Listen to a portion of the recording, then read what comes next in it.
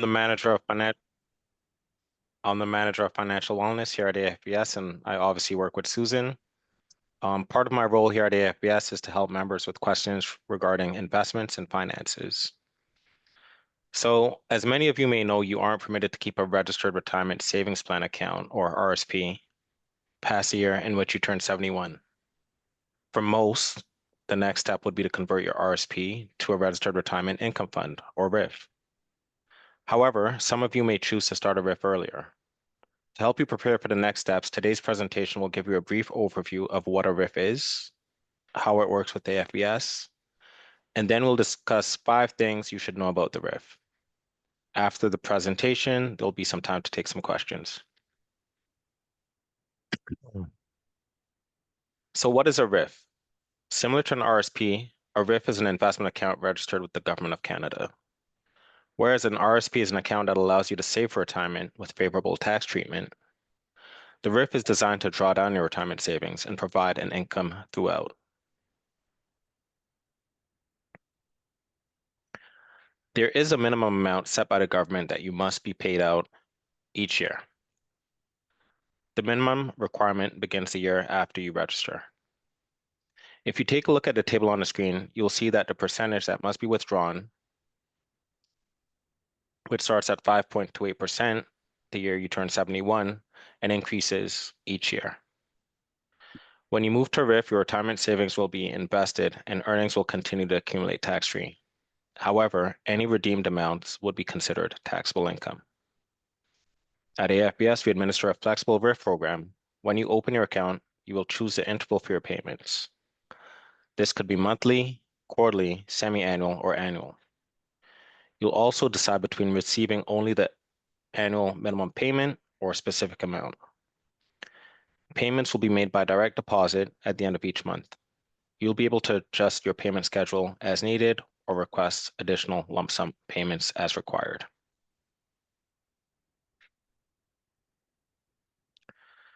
Similar to the AFBS RRSP, which you're all familiar with, investments in our RRIF remain a competitive choice.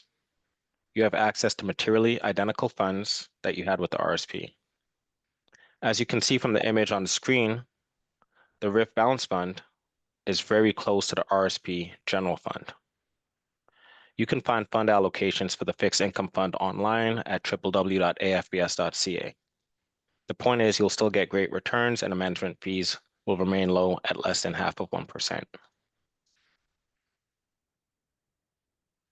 Now, here's the best part in my opinion. Each year we hold an annual RRIF reception at different provinces across the country. The reception is a good opportunity for you to connect with the AFBS staff, friends, and former co-staff.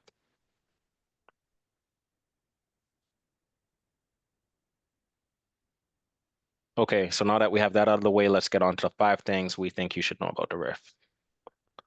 The first thing we think you should know is that payments from your RRIF count as taxable income. This is important because the higher your taxable income, the higher your marginal tax rate. Not only that, but your income level will also be used to determine your eligibility for government benefits. For example, old age security payments begin to be clawed back at approximately $90K in income. This could sound discouraging, but it's important to remember that registered plans can provide favorable tax outcomes when used appropriately. A little planning and foresight can go a long way. It might be worth considering a drawdown schedule that will minimize tax and maximize benefits.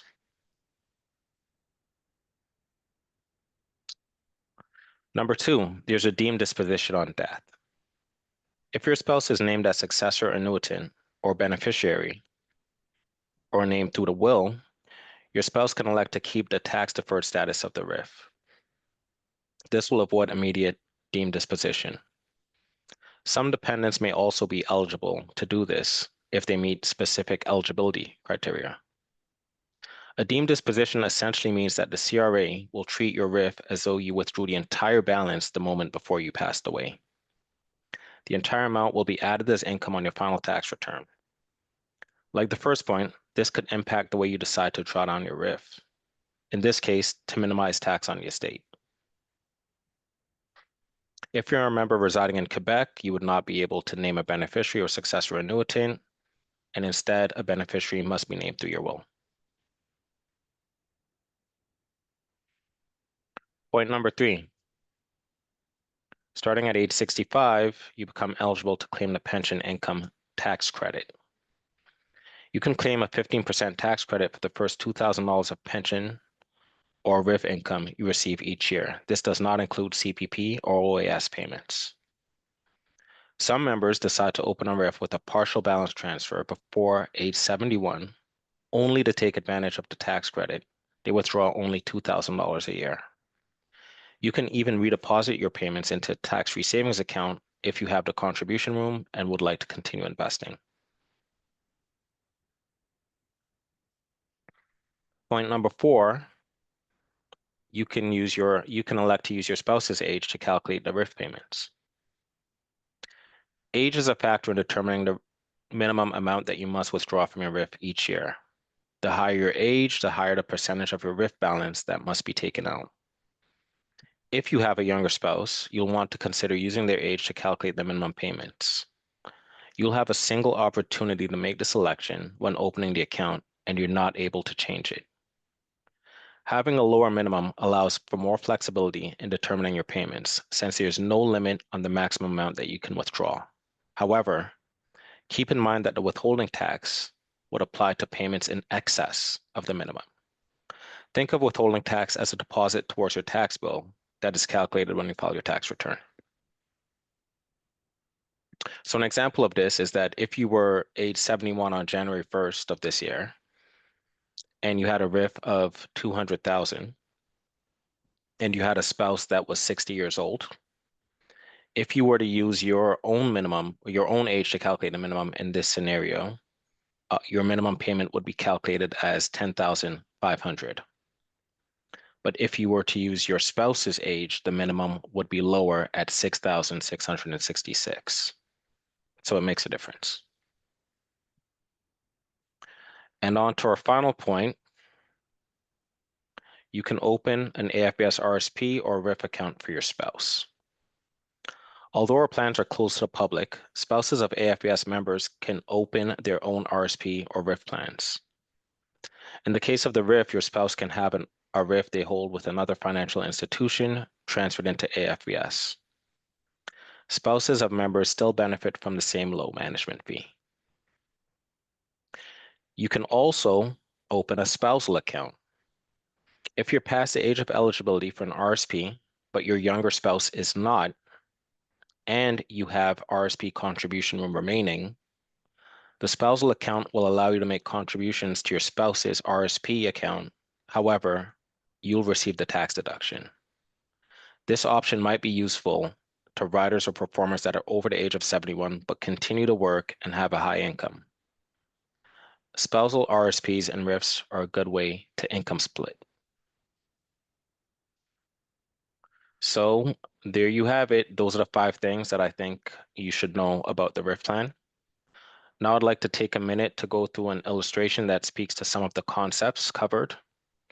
Please note that it's simply an illustration. There are multiple factors to consider when making financial decisions around retirement, and everybody's situation is different.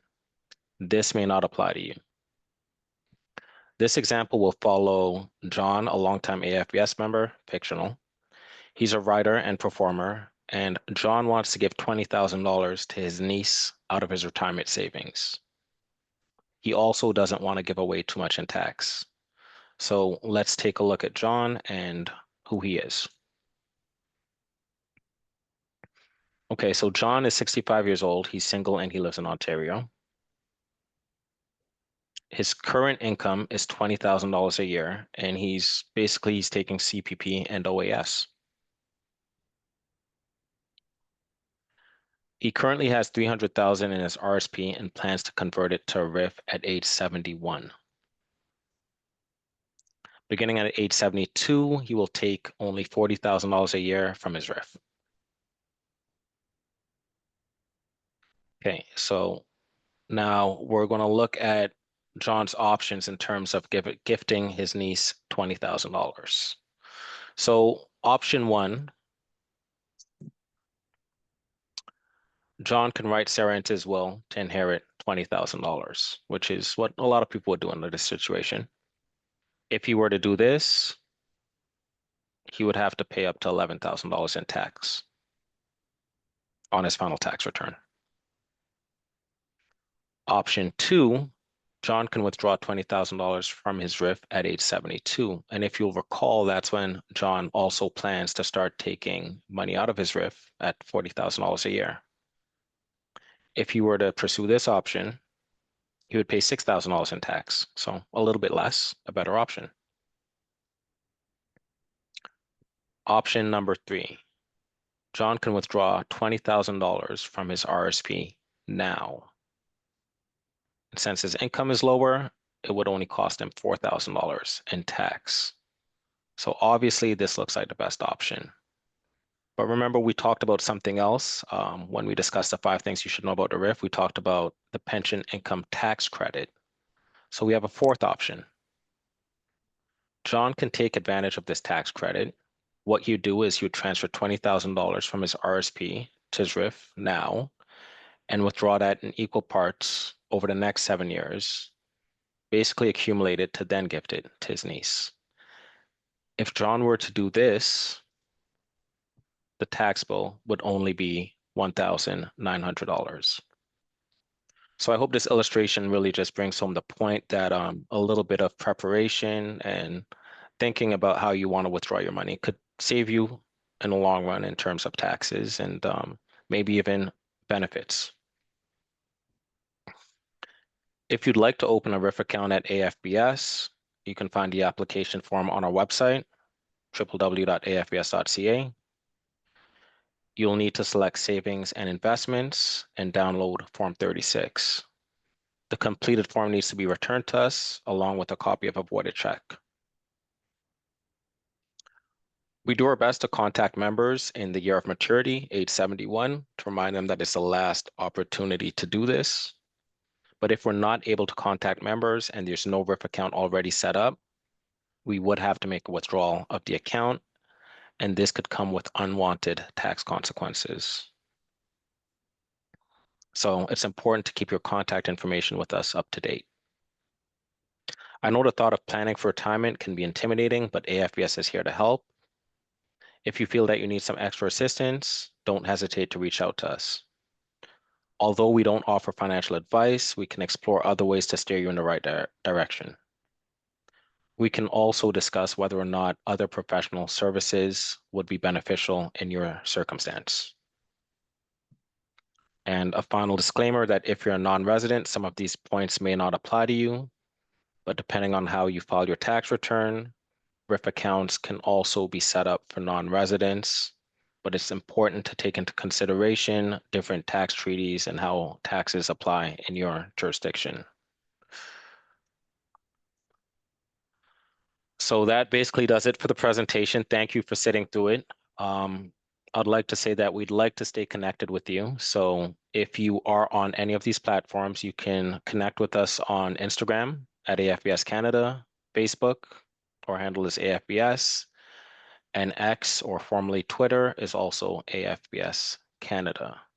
And of course, you know our website, afbs.ca. And if you'd like to reach me personally, my contact information is on the screen. And yeah, I hope that wasn't too much. Thank you. Now I will take questions if you have any.